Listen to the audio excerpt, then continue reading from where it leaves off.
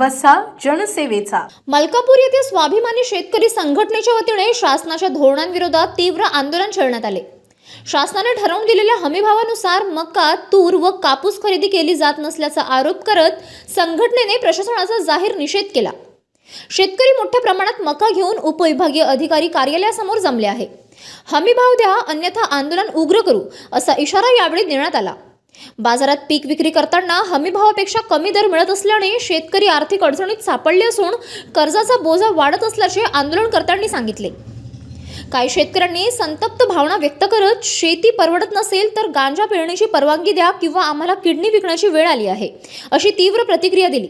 सरकारने तातडीने हमीभावानुसार तूर, मका व कापूस खरेदी करावी, अन्यथा जिल्हाभर रस्त्यावर उतरून उग्र आंदोलन करण्यात येईल, असा इशाराही स्वाभिमानी शेतकरी संघटनेचे जिल्हाध्यक्ष निलेश नारखेडे यांच्यासह संतप्त शेतकऱ्यांनी दिला. या आंदोलनामुळे परिसरात काही काळ तणावाचे वातावरण निर्माण झाले होते.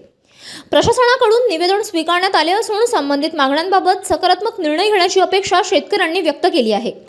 आज मलकापूर तहसील कार्यालयावर आम्ही स्वाभिमानी शेतकरी संघटना व सर्व शेतकऱ्याच्या वतीनं या तहसीलदार साहेबाला व इथलच्या आमदार खासदारांना हा मका फुकट देण्यासाठी ट्रॉली आणलेली आहे.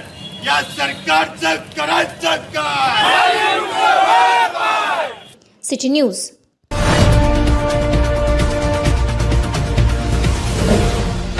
सिटी न्यूज वसा जनसेवेचा.